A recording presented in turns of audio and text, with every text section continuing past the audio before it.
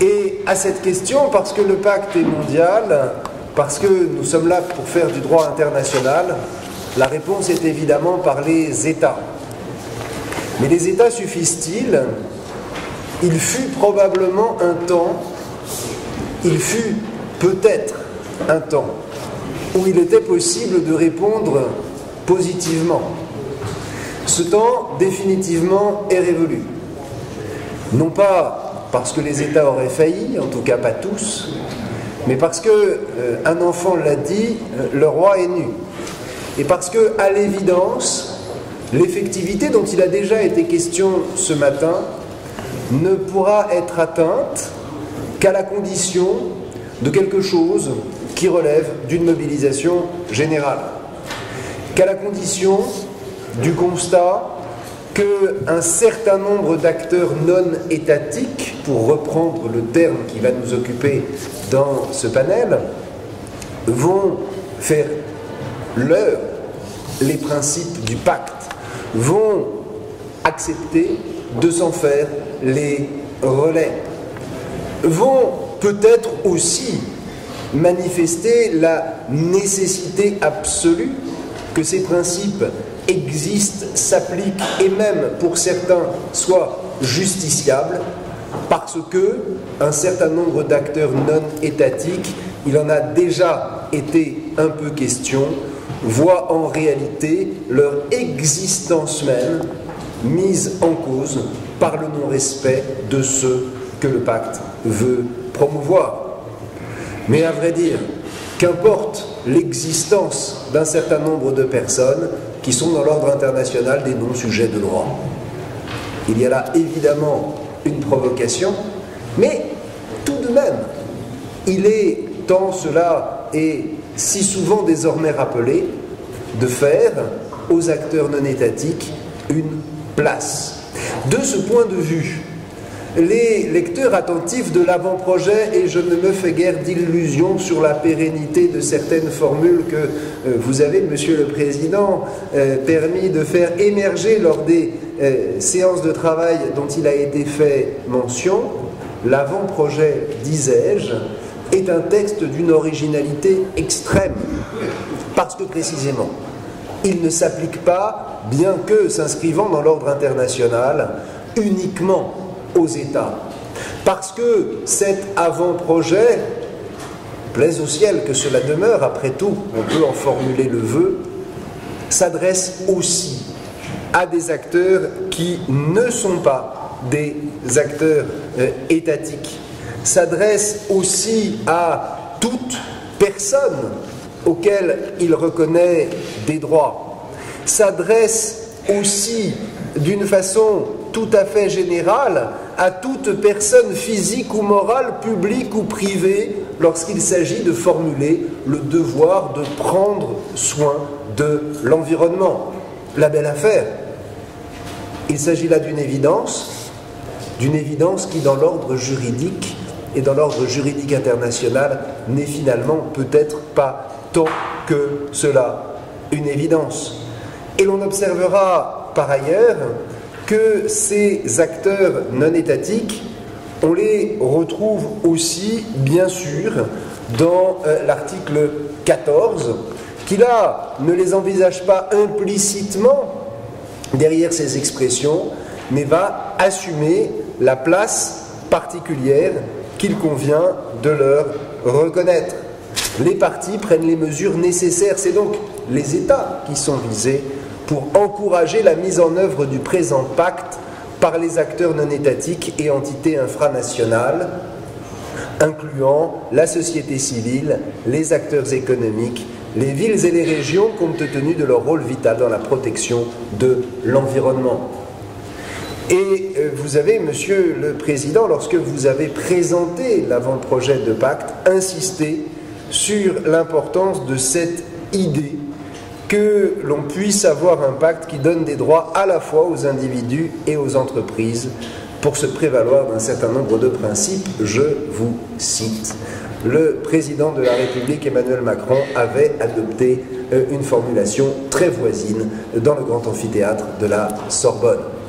Je ne veux pas parler trop longtemps, je suis là pour passer la parole, mais je vais commencer par passer la parole à un ensemble qui n'est pas présent à la tribune cet après-midi, je lis, leaders internationaux pour la biodiversité. Dans le cadre du G7, vous le savez, au début de la semaine, a été adoptée à Metz une initiative leaders internationaux pour la biodiversité qui comporte un paragraphe 4 qui est relatif aux acteurs non étatiques, et je dois avouer que la formule, je vais vous l'imposer parce que je lui trouve une supériorité sur celle qui fut retenue dans l'avant-projet de pacte. Quatrième point, encourager les acteurs non étatiques. Jusque-là, c'est la même chose, encourager. Organisations pertinentes, peuples autochtones et communautés locales, autorités et gouvernements locaux et infranationaux, attention, universitaires, groupes de femmes et de jeunes, secteurs économiques et financiers, entreprises et organisations non gouvernementales, à annoncer des engagements concrets et orientés vers l'action pour soutenir les efforts des gouvernements. Et oui, non pas citer les universitaires parce qu'ils auraient une quelconque préséance, mais citer les universitaires parce qu'ils font partie effectivement des acteurs non étatiques, avec ce que cela peut impliquer de tout petits droits et ce que cela implique d'énormes devoirs. Mais la question n'est pas celle-là, et je ne vais pas monopoliser cet atelier, mais plutôt annoncer puis passer la parole aux 3 temps dédiés aux acteurs non étatiques. Il sera question de ces acteurs jusqu'à présent silencieux alors que le droit doit être fait pour eux, et l'on terminera par les déplacés environnementaux, c'est-à-dire les citoyens. Entre les deux, des acteurs non taisants, de moins en moins silencieux, pour lesquels le droit n'est pas nécessairement fait, mais qui ont un rôle absolument central. Et Sébastien Mabille nous parlera des organisations non gouvernementales. Et puis, bien sûr, au centre de ces acteurs non étatiques, les universités, les entreprises. Les entreprises qui sont au centre de toutes les réflexions, parce que rien ne peut se faire sans elles. Qui sont au centre de toutes les réflexions parce que, et c'est de mieux en mieux compris aujourd'hui, et la COP21 a beaucoup aidé à faire prendre conscience des choses, elles ont les clés de la construction d'un avenir satisfaisant. Mais elles sont aussi dans des positions dans lesquelles elles peuvent être défenseurs, elles peuvent aussi être à l'origine d'atteintes au rôle ambivalent, mais rôle ambivalent naturel qui correspond aussi à la place et au rôle qui est le leur dans la société. Et pour parler des entreprises, je vais avec beaucoup de plaisir céder la parole à Patrick Thieffry, qui est professeur dans cette maison et qui, par ailleurs, a suivi de très près les négociations, notamment autour de Nairobi, au titre de la Chambre de commerce internationale. Cher Patrick, je te laisse la parole. François Guy, pardon, il m'a été demandé de parler en français en 10-12 minutes. Donc j'ai des slides en anglais, ça va aider peut-être. L'article 14 de notre projet de non-paper, nothing de pacte, effectivement interpelle les acteurs économiques compte tenu de leur rôle vital. Notamment les acteurs économiques, mais c'est le sujet qu'il m'a été demandé de traiter. Le rapport rédigé par le secrétaire général des Nations Unies à la demande de l'Assemblée générale dans la résolution du 10 mai 2018 confirme effectivement qu'un système multipartite s'instaure progressivement en droit international de l'environnement, impliquant notamment les milieux scientifiques et le secteur privé. Il rappelle que le principe 10 de Rio, l'action 21, Rio + 20, la soft law font une grande place au rôle des entreprises dans le droit international de l'environnement. Sur un plan plus normatif, la genèse de l'article 14 du non-projet de pacte pourrait remonter à la Convention sur la diversité biologique de 1992. Tiens, comme c'est bizarre, je crois qu'on en parlait il y a quelques jours à Paris, ou du moins de ses suites. Et plus précisément, je vais vous faire une confession, une révélation.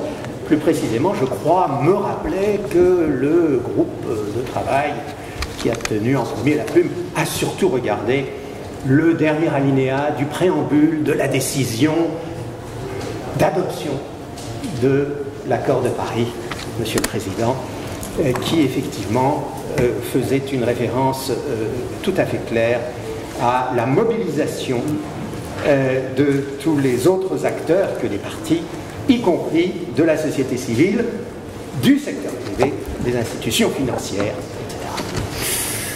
Bon, deux remarques de toile de fond, pour ne pas dire de placard. Quand j'ai commencé à faire du droit de l'environnement, l'entreprise n'avait pas le beau rôle, c'était plutôt le héros malfaisant, si tant est qu'elle fut un héros, qu'elle fut encore aujourd'hui un héros. Il y avait un vieil a priori ontologique comme quoi croissance et environnement, c'était pas possible. Alors l'entreprise voulait de la croissance, donc elle voulait détruire l'environnement. Et ce vieil a priori ontologique, il a la peau dure, cette vieille préconception, le rôle vital en question a du mal à prévaloir, au-delà de l'idée que la croissance verte c'est un oxymore, que les objectifs du développement durable c'est pas grand-chose, c'est du droit mou, la responsabilité sociale des entreprises c'est assez observé, et oublions un peu la fongibilité des émissions de gaz à effet de serre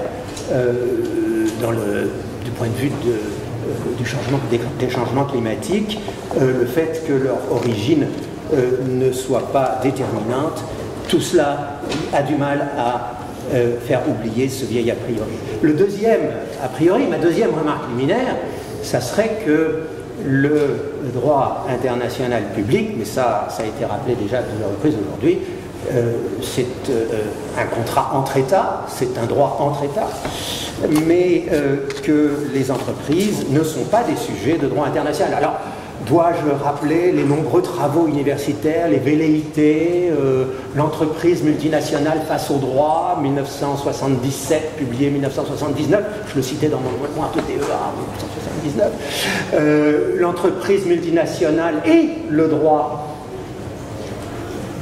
international, 2017, 40 ans après exactement, nous sommes en 2019, 40 ans après que je l'ai cité, que j'ai cité le précédent colloque, donc, dans mon mémoire de DEA. Et là encore, je vois Yann Cazouras qui opine, il écrit, il a dit à ce colloque, celui pas de 1979, parce qu'il était pas de 77, je pense qu'il n'était pas né, mais celui de 2017, que non, l'entreprise n'est toujours pas un sujet de droit international, il le rappelle toujours, donc velléité. Mais en matière environnementale, les choses sont souvent moins simples. Jean-Paul Sartre a écrit dans Les Mains sales « Tous les moyens sont bons du moment qu'ils sont efficaces ». Et ça inspire beaucoup ma lecture depuis 25 ans du droit de l'environnement, européen ou autre, car effectivement je crois que tous les moyens sont bons, y compris le droit économique, y compris ceux du droit économique. Il y a une espèce, j'ai écrit en anglais cross-fertilization, il y a des mouvements alternatifs de convergence entre le droit économique et le droit de l'environnement. J'ai pu parler d'écologisation du marché, d'instrumentalisation du marché. J'ai pas le temps aujourd'hui de détailler tout ça, mais ça peut se retrouver. Et les discussions de Nairobi, du groupe de travail ouvert, ad hoc, intergouvernemental, permettent d'esquisser un nouveau casting, une nouvelle distribution des rôles, puisqu'on parle de rôle ici, dans lequel le secteur privé apparaît comme, au risque d'en choquer certains ici, un soutien du pacte et un acteur du pacte. Ce seront mes deux observations. Un soutien du pacte. Un soutien organisé et même engagé. Un soutien organisé, pourquoi? Parce qu'il y a un cadre institutionnel. Parce que la Chambre de commerce internationale, ICC, a le statut d'observateur permanent à l'Assemblée générale des Nations Unies en qualité d'organisation intergouvernementale. Pas de NGO, pas d'ONG, d'organisation intergouvernementale. Ça a été discuté en doctrine, je n'ai pas le temps d'y revenir, on pourra en reparler. La résolution, deuxième point du 10 mai 2018 qui a créé ce groupe de travail et par lequel les Nations Unies se sont emparées du projet français, a par ailleurs prévu 2 autres possibilités pour des organisations non gouvernementales d'intervenir dans le cadre de ces travaux, celles qui ont un statut consultatif auprès du Conseil économique et social et celles qui sont intervenues dans de grandes conférences internationales. C'est à ce titre que US Council for International Business, USCIB, est intervenu lors de la 2e session des travaux de Nairobi. J'y reviendrai dans un instant. Un soutien concerté, réfléchi. À l'échelon international, ICC, la Chambre de commerce internationale, s'est dotée d'un groupe de travail sur le pacte dès le printemps-automne 2018, dès que la résolution est passée à New York. Le 9 janvier 2019, Monsieur le Président, vous nous avez fait l'honneur d'ouvrir cette séance, une réunion de haut niveau a réuni une centaine de représentants d'entreprises à Paris le 9 janvier, c'est très tôt, pour ouvrir un rapport du secrétaire général qui avait été diffusé en décembre. Et la CCI a décidé de s'engager dans une participation constructive aux discussions de Nairobi, ce dont d'ailleurs je dirais, pour en avoir été témoin personnel, qu'un grand nombre de délégations étatiques dans ce groupe de travail de Nairobi a salué, a souligné et a encouragé. La ICC, lors de ces discussions de Nairobi, s'est engagée à soutenir les travaux de ce groupe interétatique en s'engageant vers un futur inclusif et durable. Et je n'ai pas le temps de revenir sur tous les détails, mais tout cela est publié sur le site de Nations Unies Environnement, de l'UNEP. Toutes les interventions y sont publiées, j'en ai fait une petite exégèse, je vous encourage à la faire, et vous verrez les déclarations très engagées de la CCI en faveur des travaux du pacte. Et elle y voit, je cite, une opportunité pour améliorer l'effectivité du droit international de l'environnement, c'est à croire que l'entreprise n'est pas l'ennemi du droit de l'environnement, en codifiant, clarifiant et harmonisant des normes reconnues aussi bien qu'émergentes.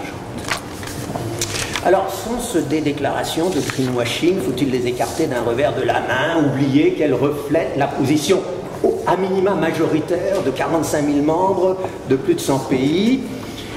J'ai la preuve par l'absurde, par le contraire. L'USCIB, position également publiée sur le site, je ne révèle rien, l'USCIB est beaucoup plus timide et beaucoup plus frileux dans ses positions, et j'y vois la preuve que c'est donc bien un soutien raisonné, discuté, mûri. Je n'en dirai pas plus, mais je pourrais en témoigner en d'autres circonstances. Alors c'est un soutien justifié, rationnel, pourrais-je dire.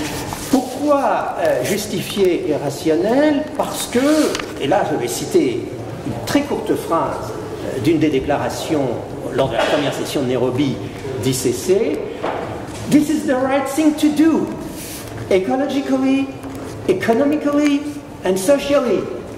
And, j'ai envie de dire, and you know what? And it makes business sense. You got it. Ça y est, vous avez la preuve par, cette fois-ci pas par l'absurde, mais la preuve par 9, c'est dans l'intérêt bien compris des entreprises mis en avant qu'ICC reflète sans embâche les avantages d'un pacte mondial pour l'environnement. Ce que souhaitent les entreprises, c'est une harmonisation des conditions concurrentielles au niveau mondial, un level playing field, une plus grande prévisibilité, une plus grande stabilité. Alors vous savez, ça se retrouve chez le juriste, chez l'économiste, pour l'internationaliste privatiste, celui qui fait du DIP, des conflits de juridiction et des conflits de loi. Mais les distorsions de concurrence entraînent l'application des règles de conflit de juridiction pour savoir quel est le juge que je vais saisir, et puis les systèmes de solution de conflits de loi de ces juges. J'y ai passé une partie de ma jeunesse à étudier tout ça, et in fine, on évince la loi étrangère lorsqu'elle heurte les principes les plus sensibles de l'ordre public du fort. Tout ça est très complexe. Pour l'économiste internationaliste, c'était mon autre casquette. En présence de conditions de concurrence distordues sur un marché, qu'est-ce qui se forme? Des avantages compétitifs exclusifs, une hyperspécialisation, des détournements de trafic, des délocalisations de production. L'homo economicus, l'agent économique rationnel, l'entreprise, ne le veut pas cela. Elle souhaite des conditions de concurrence non faussées, harmonisées, où on ne va pas aller saisir le juge d'une question de compétence et puis d'une recherche de règles de conflit pour déterminer le droit applicable, pour savoir si c'est le plus disant ou le moins disant qui doit trancher un différend.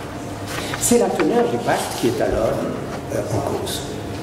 C'est la teneur du pacte, je m'aperçois que j'ai déjà épuisé les 12 minutes auxquelles on m'a demandé de venir. Je suis pile à 12 minutes, cher Yann, donc je serai à 13, 14, car j'ai une deuxième partie.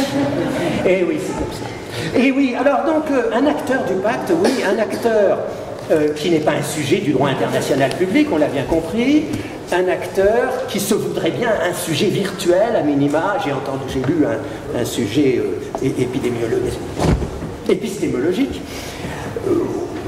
et en tout cas plus qu'un objet. Alors, un sujet pourquoi? Un objet pourquoi, pardon. Parce que qu'on le veuille ou pas, le pacte liera l'entreprise. Applicabilité directe, principe d'effectivité, devoir de vigilance. Si je dois m'en tenir à 13 minutes, j'arrête là, je n'explique pas. L'applicabilité directe, je vais le dire. C'est là que le lobbying des entreprises devrait s'exercer, sur la rédaction, clause par clause, du pacte. Ce n'est pas le principe de l'existence d'un pacte qui est un problème, elles le veulent. Par contre, le degré de précaution, l'immédiateté du pollueur-payeur, la non-réversibilité, la non-régression, ça intéresse les entreprises. C'est là qu'elles devraient se concentrer plutôt que sur des faux combats d'arrière-garde. Le principe d'effectivité, article 15, article 21, on sait que, pour moi, c'est le seul qui devrait rester dans un pacte. La seule chose qui est contrée aujourd'hui, ce serait qu'on applique, qu'on mette en œuvre et qu'on sanctionne ce qui existe. Au point qu'il n'y a peut-être même plus besoin de répression. Si on en arrive là, je vois que je fais écho. Les devoirs de vigilance, tout est là. Devoirs de vigilance découlant de la soft law, des engagements pris, éthiques, techniques, etc., par les entreprises. Je n'ai pas le temps. Dégagés par le juge, ad common law, dans les principes généraux de responsabilité d'Urganda, dans les décisions du Conseil constitutionnel français, à l'occasion, je n'ai pas le temps d'insister, et on voit tout ça. Qu'est-ce qui se passe? Responsabilité. On ne peut pas faire en obstacle de son possible engagement de responsabilité civile. Les procès climatiques le montrent, même s'ils n'aboutissent pas nécessairement. Je vais vous provoquer au maximum dans l'arbitrage d'investissement, l'ISDS. Qu'est-ce que les États font? Ils opposent la clause de conformité à leur législation environnementale à l'investisseur qui essaye de se faire indemniser. Et maintenant, ils font des demandes conventionnelles, ils agissent contre les entreprises. Un acteur vigilant, ça sera mon dernier point, très vite. Et oui, un acteur vigilant, puisqu'on a bien compris, tout se jouerait plutôt dans la rédaction des clauses et dans leur réception par les droits nationaux. Alors très vite, François-Guy Trébul a déjà débroussaillé le chemin, non seulement ici, mais en plus dans une conférence du Master de droit de l'environnement de Paris 1, Panthéon-Sorbonne, il y a 15 jours, où il est intervenu précisément sur la réception du pacte par le droit privé. Et donc je vais très très vite, en faisant référence à ce que j'espère qu'il va publier pour que vous puissiez vous y référer. Le droit, il est ouvert à toute personne, le droit de l'article 1er. Toute personne. Est-ce que moi, la personne morale, je suis une personne? Est-ce que ça aurait un sens? Est-ce que ça aurait un sens? Le droit de vivre dans un environnement écologiquement sain, mais bien sûr que ça a un sens pour l'entreprise. Alors non, après ça, le reste, pas le droit que l'environnement soit propice à ma santé, à mon bien-être, à ma dignité. Je vous accorde que l'entreprise n'y est pas droit. Mais à vivre dans un environnement qui, lui, est en bonne santé, Allard versus Barbados, Cour permanente d'arbitrage, sentence arbitrale, M. Allard a été débouté de sa demande en indemnisation parce que l'État défendeur n'avait pas bien protégé l'environnement du site touristique où il souhaitait faire fortune. Le devoir, et là, mon voisin l'a déjà dit, le devoir, l'article 2, il s'adresse spécifiquement aux personnes physiques privées et publiques. Il y a des entreprises publiques aussi, il ne faudrait pas les oublier trop. Je prends mes bottes de 7 lieues, j'ai terminé.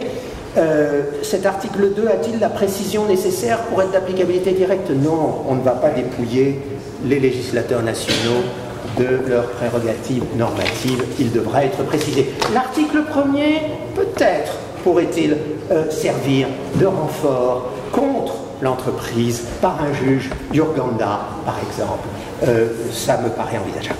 Dernier point, les grands principes à portée économique, je me limiterai à 3. Précaution.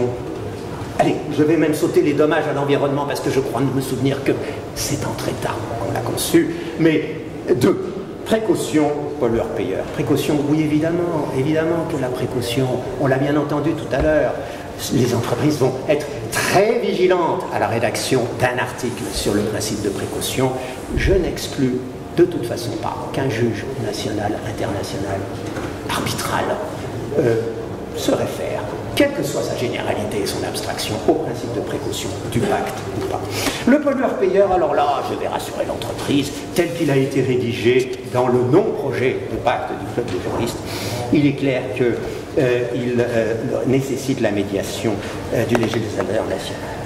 Alors, le secteur privé est un soutien actif et un acteur vigilant. Nous sommes dans l'amphithéâtre Descartes, la logique cartésienne, oui, mais alors pas celle de Descartes, pas celle qui impose de se rendre maître et possesseur, je cite Descartes, maître et possesseur de la nature.